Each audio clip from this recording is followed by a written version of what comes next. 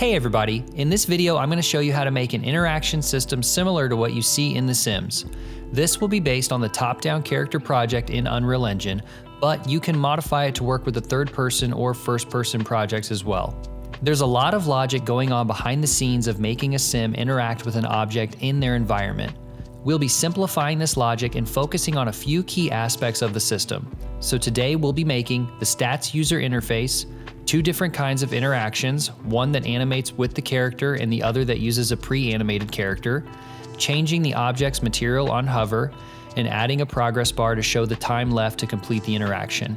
Due to the amount of information in this tutorial, I won't be covering any info on how to animate your character. There's lots of animations available on the Unreal Engine Marketplace, many of which are free or very cheap. You can also grab free animations from Mixamo, and there are plenty of tutorials on YouTube that can walk you through importing those animations.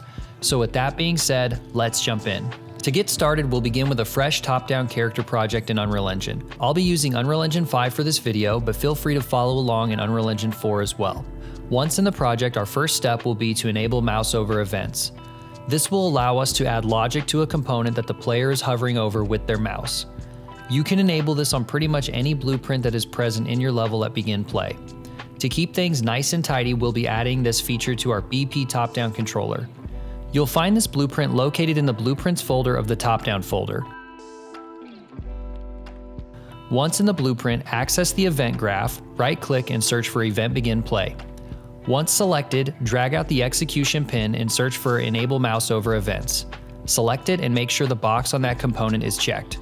Making the user interface. Alright, next we'll be making the user interface that will show the character's stats. Let's make a folder in the content browser and name it UI. Once in the new folder, right-click on your mouse to access the pop-up menu.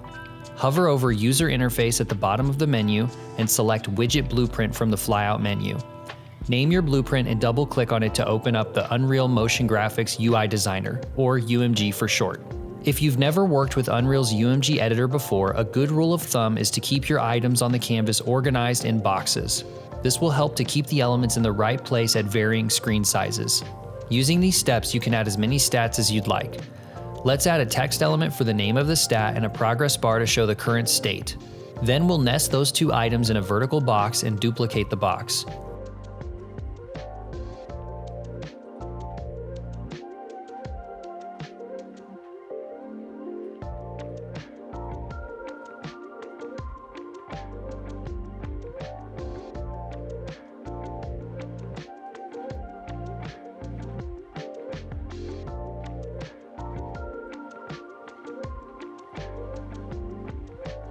We'll then wrap those vertical boxes in another vertical box.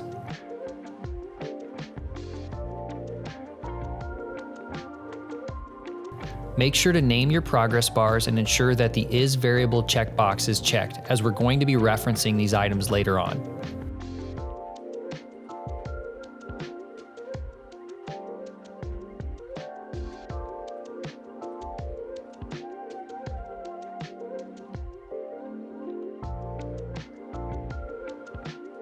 On the parent vertical box, check Size to Content in the Details panel so everything stays uniform.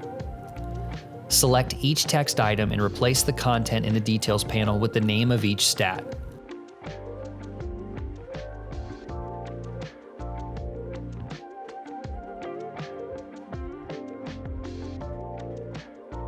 Finally, let's anchor our parent vertical box to the desired position on the canvas. We're going to create one more UI element that acts as a timer bar above our character to show how long the interaction will take.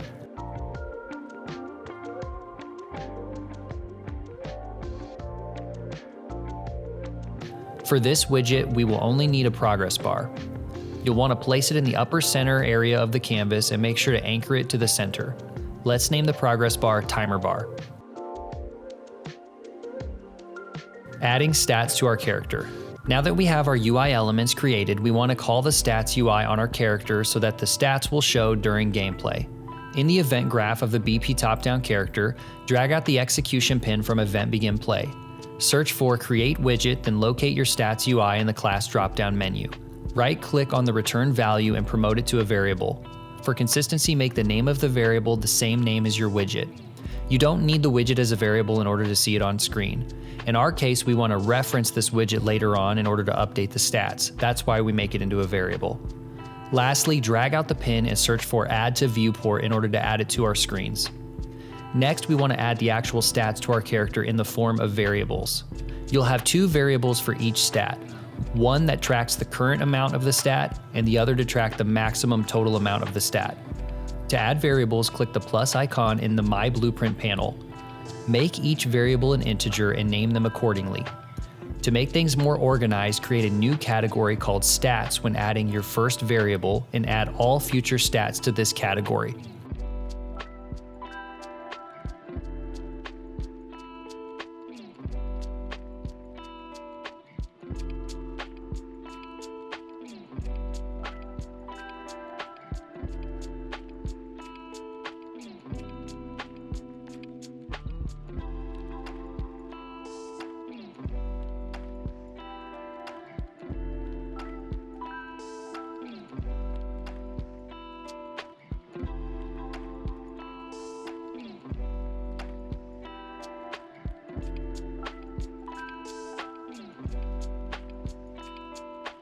For each variable, you'll want to add an amount.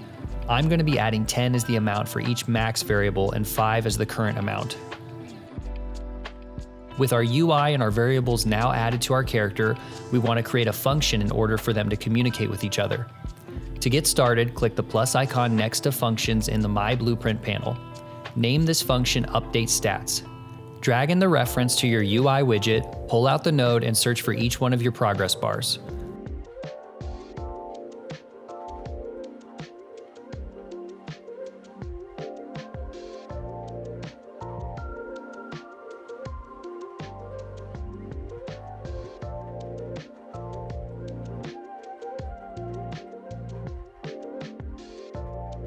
For every progress bar you have, you'll want to drag out the node and search for set percent.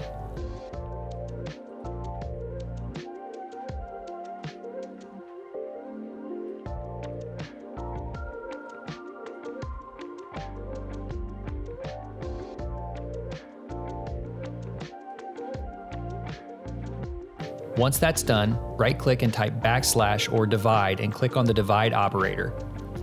Plug the operator into set percent and then get your two corresponding stats. We'll be taking our current stat and dividing it by our max stat and updating the progress bar with that new number.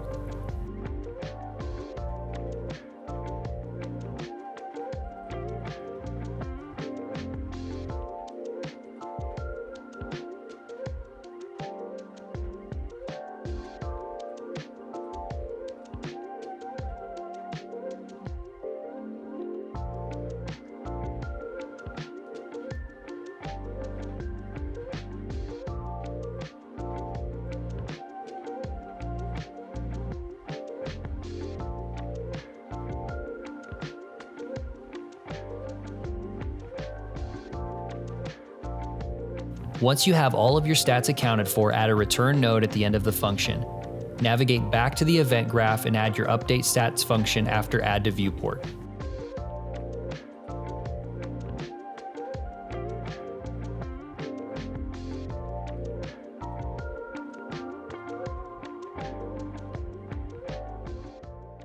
Creating our first interaction. For our first interaction, we'll be using the pre-animated skeletal mesh method. Let's create a new folder called Interactions. Once in that folder, right-click, select Blueprint class, and create a new actor blueprint. For this interaction, let's make the character relax in a chair. We only need 3 components for this interaction. Click Add in the Components panel and search for Static Mesh. On the right-hand side of the Details panel, you can use the Static Mesh dropdown in order to select which static mesh you want to use. If you have the starter content in your project, you can search for SM_chair and use the default chair mesh that comes with Unreal Engine. It's a good idea to name all of the added components as we will be referencing them in the event graph. Next, let's add a box collision.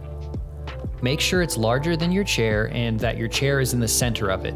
This box is going to act as a trigger that once the character overlaps with the box, it will trigger the interaction.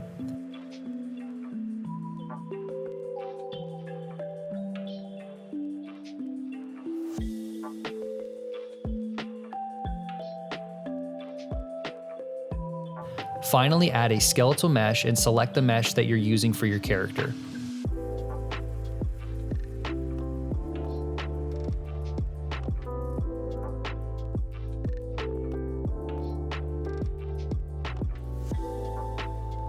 Make sure to set the skeletal mesh to invisible for now. In The Sims, when you hover over an object with your cursor, that object is highlighted. In order to create a similar effect, we will need a new material for our chair's hover state. Locate your chair's material in your project. If you're using the starter content, you can find the material located in the materials folder that's inside of the props folder. Right-click on the appropriate material and select Create Material Instance. Name your new material and open it up.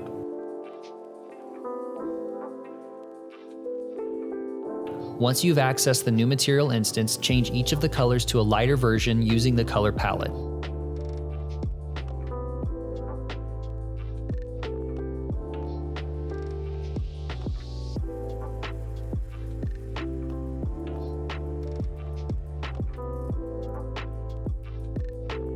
Next, go back to your interaction blueprint and click on the Event Graph tab. Make sure your chair static mesh is highlighted in the Components panel. Then scroll to the bottom of the Details panel and select On Begin Cursor Over and On End Cursor Over.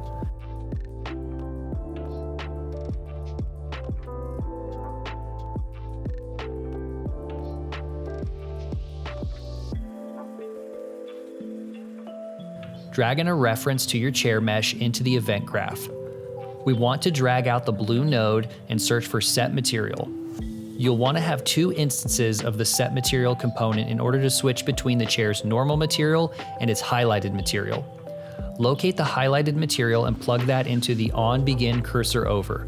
On the second Set Material component, locate the chair's normal material and plug that component into the On End Cursor Over. We want to add an active state for our interaction. This state will act as an extra check so that the interaction will only occur if the chair has been clicked on. This will help to avoid the interaction from happening if the player character walks through the trigger box without the active state. With our chair still selected, choose On Clicked from the Details panel. Drag in another reference to our chair mesh and drag out the node and search for Active.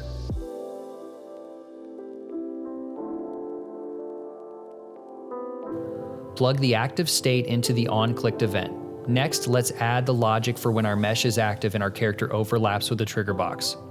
With the trigger highlighted in the Components panel, select On Component Begin Overlap in the Details panel.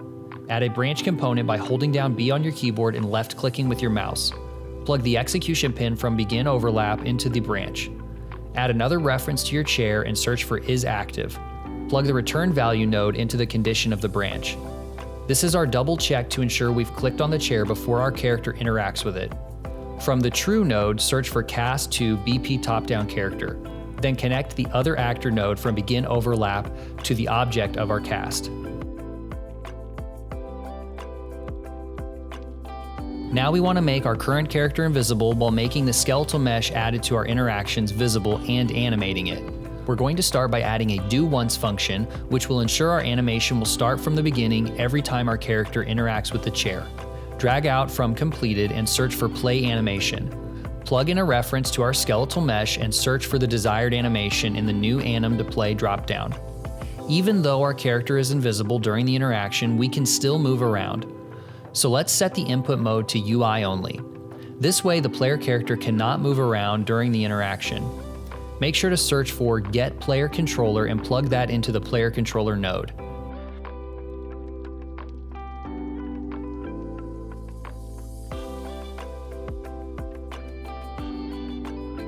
After that, search for Set Visibility, plug in a reference to our skeletal mesh, and check the new visibility box in order to make that mesh visible. Add another Set Visibility component, but this time leave the new visibility box unchecked. Drag out a reference to our character's mesh where we casted to the top-down character and plug that into the target.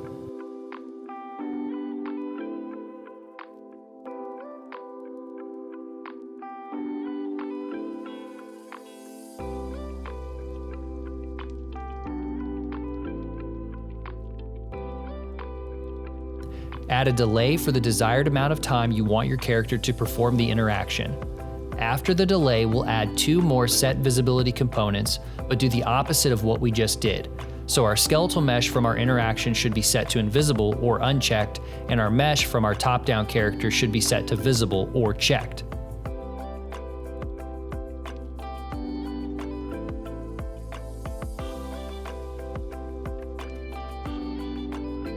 Next, we want to drag out a reference to any stat you want changed by this interaction. Since our character will be resting in a chair, I'm going to add to the energy stat of the character. But it's not always fun sitting in a chair, so I'll be subtracting from the fun stat. In order to add or subtract, search for the appropriate operator. Then plug in your variable reference into each operator and input the desired amount to be added or removed from the stat.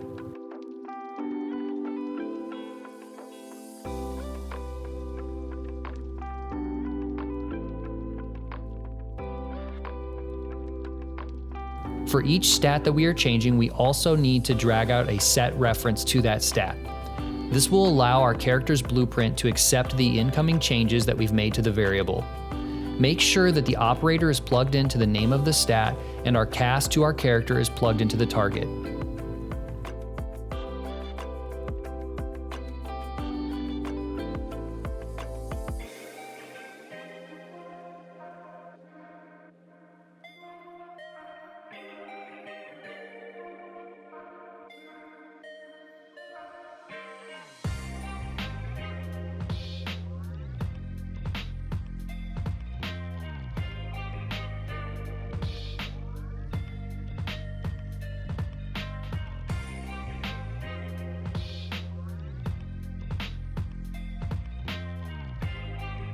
In order for our changes to be seen in the UI, we'll need to call our update stats function we made earlier for our character.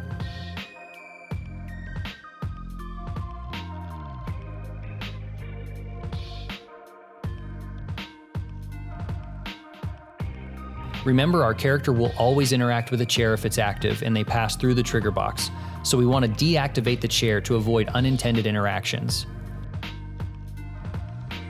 Don't forget to set your input mode back to game and UI. This is the active mode for the top-down template.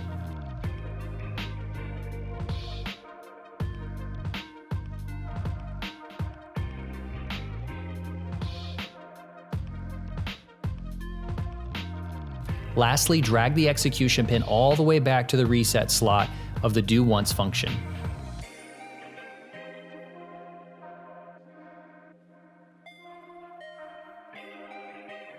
Adding the timer bar. Now that we have our interaction up and running, it's time to add our timer UI. Just like we did with our stats user interface, we need to create some variables and a new function that communicates the changes to the UI. Staying in our interaction blueprint, let's add 3 new variables of the type float. We want to add a variable for our current time, for the max amount of time, and for each increment of time.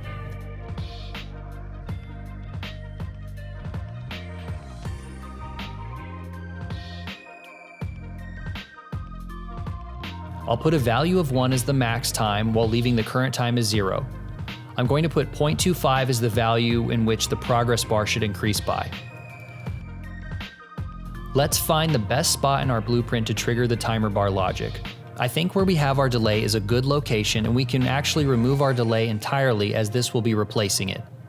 Drag out from the second set visibility component and create a widget. Search for the timer bar widget and promote it to a variable so we can reference it in a function. After we add the timer to our viewport, let's jump over to the functions portion of the My Blueprint panel and create a new function. Call it Update Timer Bar. Just like we did with our Update Stats function, drag out a reference to your UI and then reference the progress bar.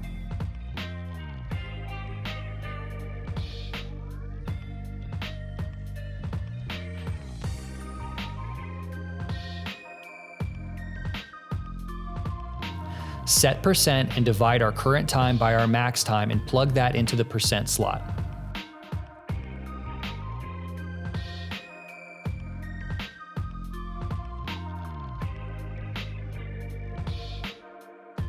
Add a return node and jump back over to your event graph. Let's bring in a reference of our current time and our time increment variables. We want to add them together and then set that total to our current time.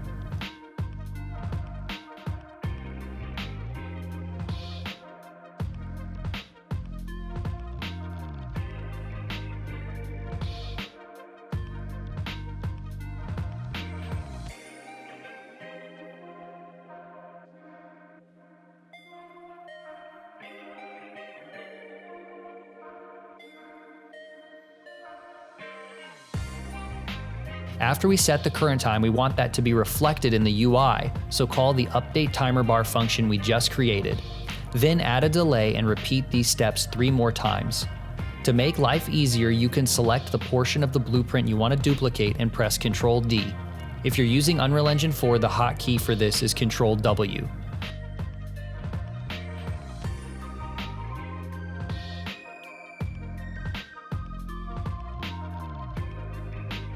I'm adding 1 as the delay each time for a total interaction time of 4 seconds. I'm also adding a total of 4 operations since we made our max time 1 and we're incrementing by 0.25.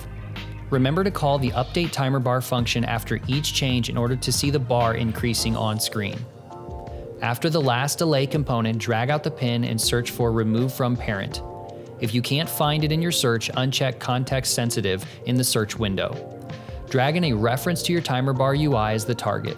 This will remove the on-screen UI for the timer. If we don't do this, the timer bar will stay on screen even after the interaction is completed. Lastly, set our current time back to 0 and then drag the pin all the way back to the 3rd set visibility in order to continue the chain of logic in our blueprint. To make things tidy, you can double-click on the connection splines and move the newly created nodes around.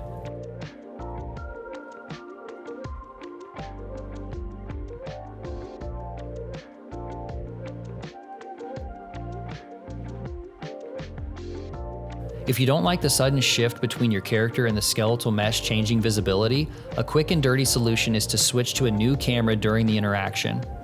For this, we'll need to add a camera to the interaction. You can adjust the camera in your level in order to get a better view of what you'll be looking at.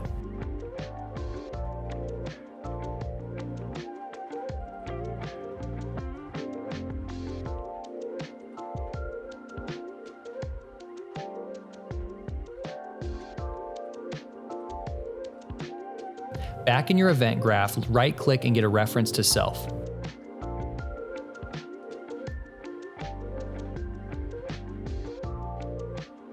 With context sensitive unchecked, search for Set View Target with Blend. Plug in self as the new view target and get player controller as the target.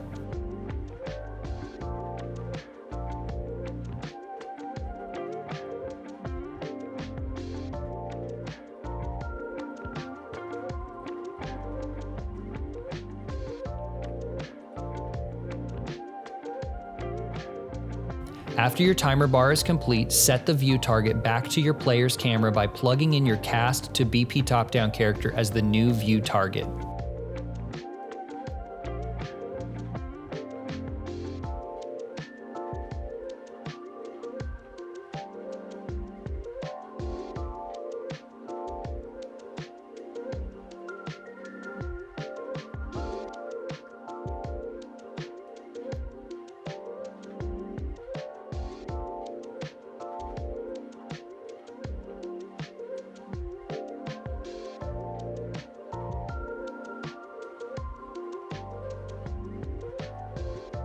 Modifying the interaction component. Let's go over a couple of quick ways we can modify the interaction component we made to work with other types of objects the character can interact with. Let's say you want your character to pick up an object to interact with it. You can nest your desired object under your skeletal mesh and then attach it to the desired bone of your skeleton.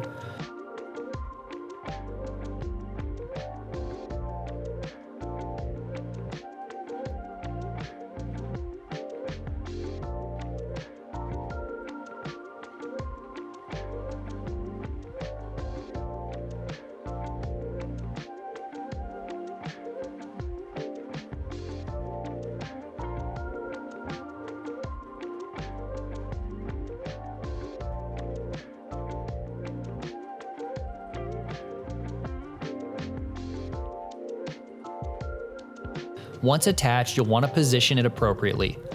You'll need another mesh of the object you're attaching that isn't nested under your skeletal mesh.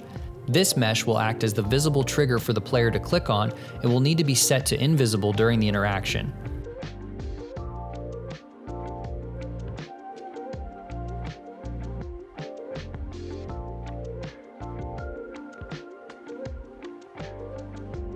Make sure your attached mesh is set to invisible alongside your skeletal mesh prior to the interaction.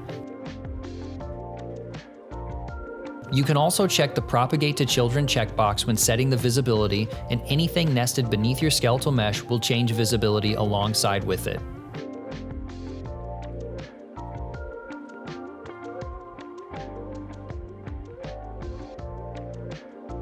If you want your character to move position during an animation, like say if you wanted them to swim in a pool, you can use a root motion animation for the skeletal mesh. If you don't like switching between the character mesh and the skeletal mesh and just want to animate the character mesh, you can do that as well. This is more challenging and would require additional logic if you're trying to get the character to a precise location like in the seat of a chair. An easier solution for an object that doesn't need a precise location for the character would be to play an animation montage. Make sure to drag out a reference to your character's mesh and plug that into the skeletal mesh component slot. In this example, I used a campfire as the player's location and rotation are not as critical for this to look good.